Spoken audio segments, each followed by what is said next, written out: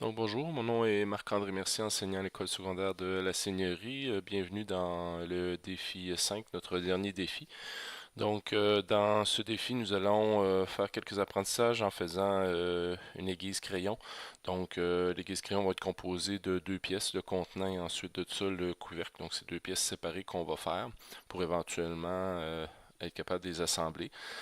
Euh, les apprentissages qu'on fera là, à l'intérieur de ce défi-là, ben, on va pouvoir travailler avec les fileutages, être capable de faire des filets pour être capable de les imprimer.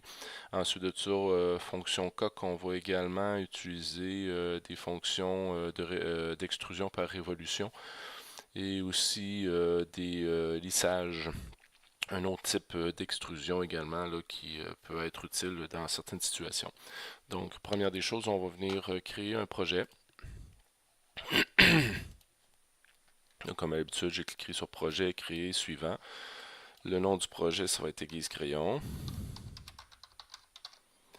Et l'emplacement, ce sera comme à l'habitude là, à l'intérieur de notre Google Drive si possible. Donc, je vais aller chercher mon Google Drive. Et comme à l'habitude, je vais créer un nouveau dossier. Donc, un nouveau dossier et je vais l'appeler Aiguise Crayon.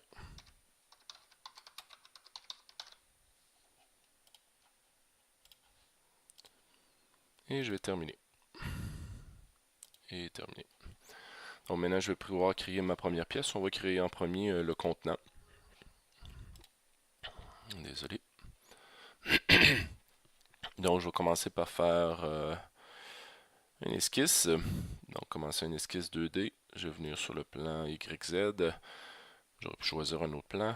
Je vais venir faire un cercle. Le diamètre du cercle va être de 38 mm. Je pèse sur Enter.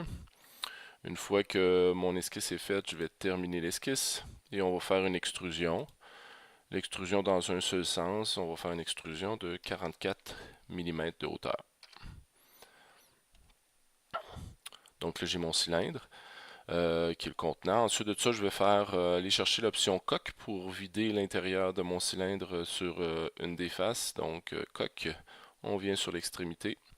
Et là, on va avoir l'épaisseur de la paroi de 5 mm.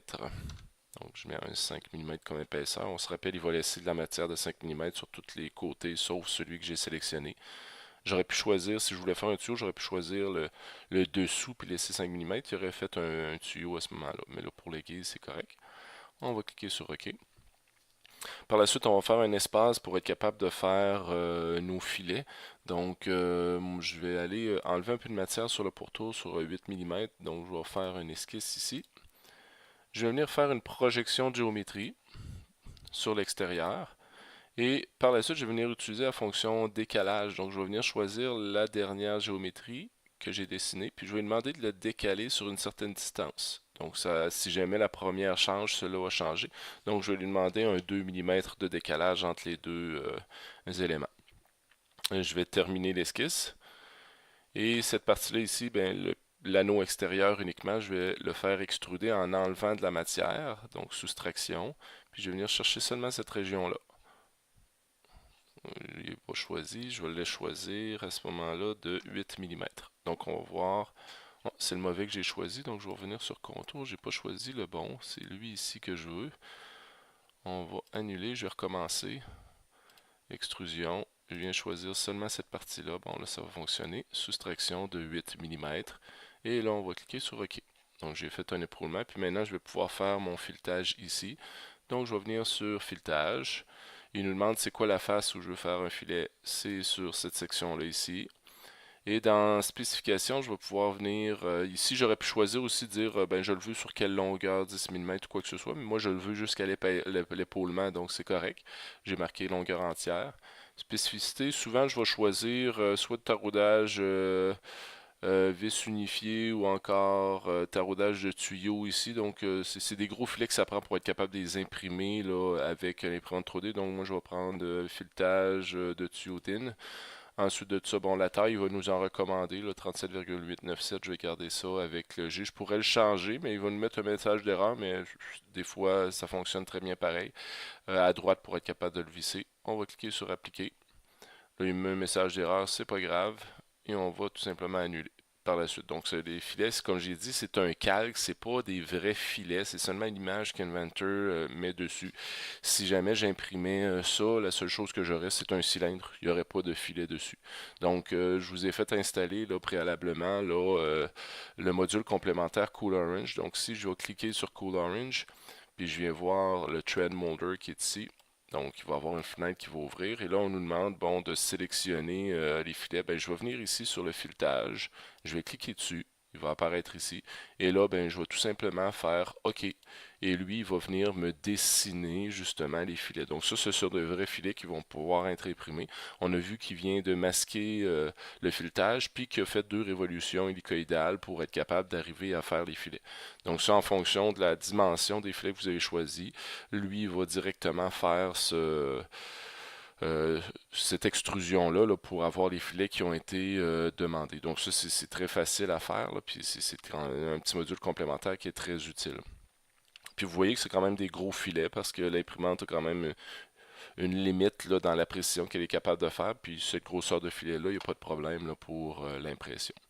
Je vais revenir sur modèle 3D. Je vais juste, sur cette première pièce-là, juste venir changer la couleur. Donc, vu que tout veut d'une seule couleur, j'ai pas besoin de rien sélectionner. Puis, je vais venir choisir tiens, un petit vert foncé. Et pour cette première pièce-là, je vais venir enregistrer. Je vais l'appeler contenant.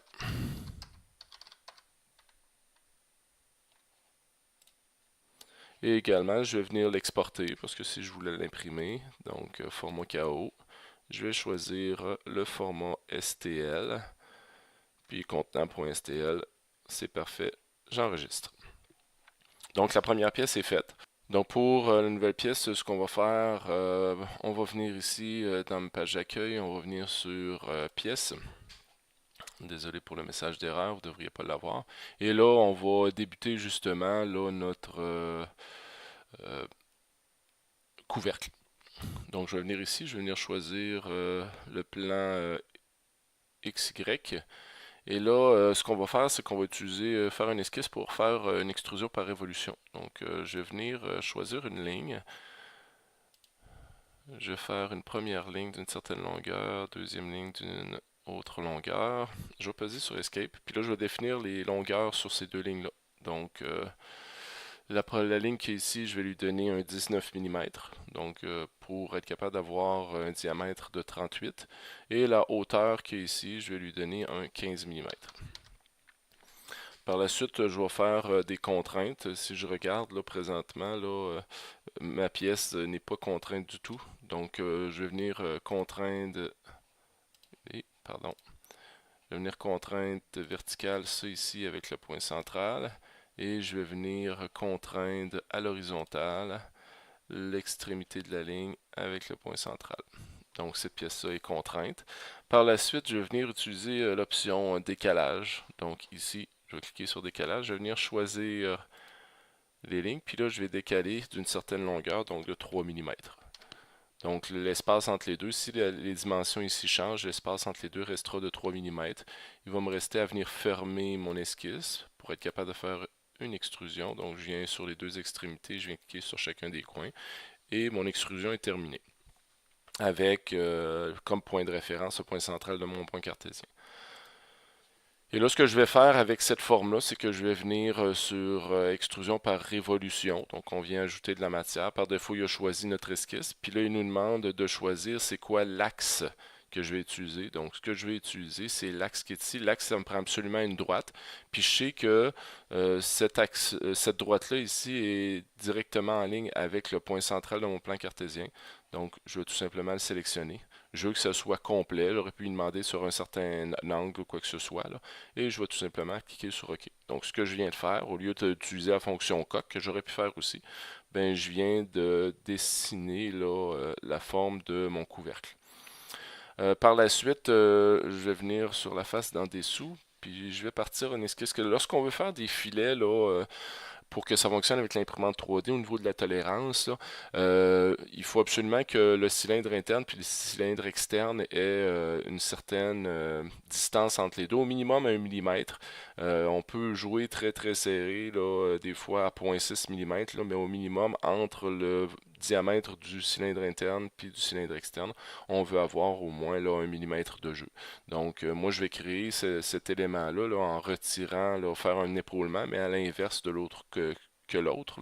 Donc je vais venir sur commencer l'esquisse, je vais venir sur le pourtour. Donc là je suis sur le pourtour ici là, de mon couvercle à l'intérieur. Je vais faire une projection de géométrie de la zone interne et je vais faire un décalage ici de 2 mm.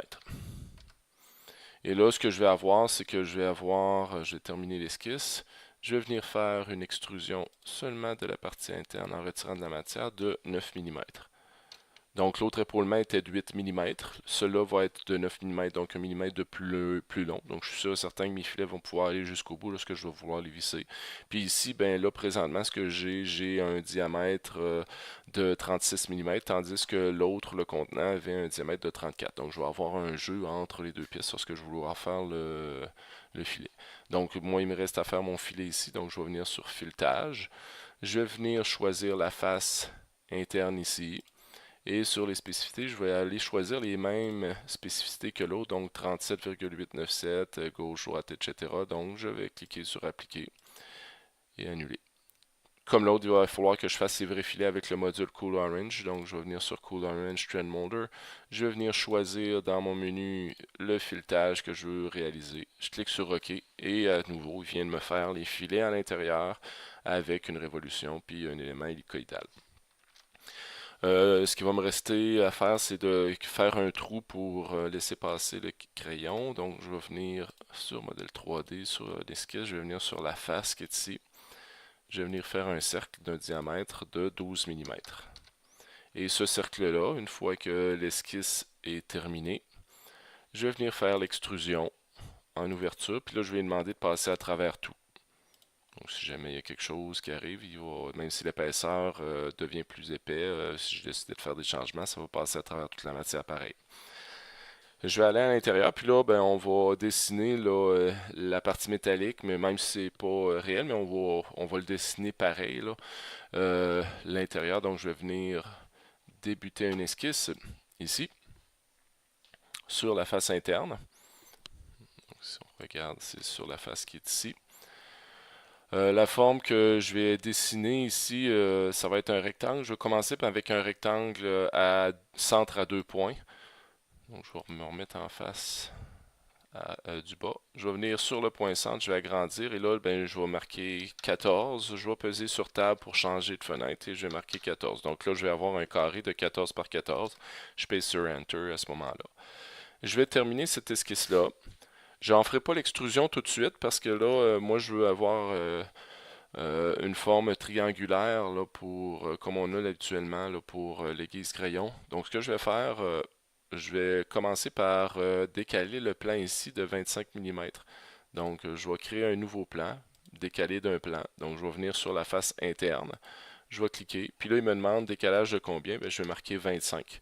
Je vais juste m'assurer qu'il est dans la bonne direction. Donc, je vais juste faire pivoter pour voir ce que ça donne. Oui, c'est ça. Donc, 25 mm vers l'intérieur si on veut. Je vais cliquer sur OK. Un nouveau plan de travail va apparaître ici. Je vais créer une deuxième esquisse ici. Toujours avec le rectangle centre à 2 points. Je vais venir sur le centre. Je vais agrandir. Puis là, ben, moi, je vais avoir un 2 mm. Je pèse sur table. Et dans l'autre dimension, je veux 14 et je pèse sur Enter. Je vais terminer l'esquisse. Et là, ce que je veux faire, c'est utiliser l'option lissage. L'option lissage va nous permettre d'utiliser deux esquisses, puis que la forme, ou plusieurs esquisses, que la forme soit euh, s'extrude entre les deux pièces en utilisant les deux géométries. Donc, si je plie en lissage, il me demande d'utiliser les contours. Donc, le premier contour, je vais venir choisir le pourtour du carré 14 par 14. Et le deuxième contour, ça va être le petit rectangle qu'on a fait là en deuxième. Et là, vous voyez, la forme va apparaître. Si c'est ce qu'on veut, c'est OK. Et à ce moment-là, ben, je vais avoir là, la forme générale de l'aiguise, normalement qui est la partie de métal à l'intérieur. Par la suite, il va falloir faire un cône à l'intérieur qui va permettre de recevoir le crayon. Donc, je vais faire utiliser la même fonction de lissage. Je vais être obligé encore de définir deux esquisses. La première qui va être ici. En plein centre, on va faire un cercle de 8 mm. Donc, 8 Enter. Je vais terminer l'esquisse. Ensuite de ça, le deuxième élément, on va le faire sur cette face-là aussi. Je vais venir commencer une esquisse sur le plan de construction 1. Et là, tout ce que je vais venir placer, c'est un point. Donc, un point qui va faire le sommet. Puis là, je vais venir ici, puis je vais tout simplement placer un point à l'extrémité. J'ai seulement cliqué. Puis là, à ce moment-là, j'ai un point qui vient d'être mis à cette place-là. Je vais terminer l'esquisse. Donc, le petit X, c'est mon point. Et par la suite, ce que je vais faire, je vais utiliser l'option lissage. Et dans le lissage, je vais utiliser le point extrémité comme élément de référence. Et le deuxième esquisse, c'est mon cercle de 8 mm. Et là, ce qui est important, c'est de venir soustraction pour enlever de la matière. On va cliquer sur OK. À ce moment-là, vous pouvez avoir à l'intérieur votre cône. La dernière chose, ce serait de faire la rainure là, pour permettre la sortie là, des éléments qu'on va normalement aiguiser. C'est sûr, il n'y aura pas de lame, là, on ne dessinera pas la lame, là, mais on va venir faire l'ouverture du moins sur le côté pour voir là, le cylindre à l'intérieur. Je vais venir, je vais peser sur Escape, là. Je vais venir retirer là, le plan de construction, on n'a plus besoin, donc clic droit de visibilité. Ça va être plus facile pour faire le reste du travail. Donc, je vais venir débuter une esquisse. On va venir sur la face, une des deux faces de côté. Je vais juste changer un petit peu la perspective. On va venir faire un rectangle ici. Et là, les dimensions que je veux, j'ai choisi le point centre de cette face-là. Là. Je veux avoir 3 mm par 26.6. 26.6. Je pèse sur Enter. Donc là, j'ai ma première esquisse qui est faite. Et là, avec ça, tout ce que je vais faire une extrusion de 5 mm. Donc, je vais faire extrusion. Je ne sais pas pourquoi il fait la sélection totale. Puis là, ben, ce qu'on veut ici, c'est seulement 5 mm. Et on va avoir notre ouverture là, sur le côté à ce moment-là. Parfait. Donc, on peut voir qu'on va au travers. Il me restait deux petites affaires à faire, là, deux petits congés. Là. Donc, je vais faire un premier congé ici de 2,1 mm. Et ensuite de ça, sur le pourtour extérieur, un congé ici de 1 mm.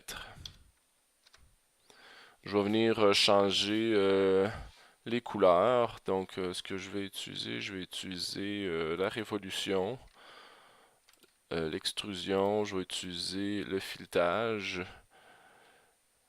ainsi que l'extrusion 2 pour faire le couvercle. Je vais le faire noir, donc lisse noire. Et par la suite, les éléments de lissage 1, lissage 2 et l'extrusion 3. Je vais venir les mettre chrome.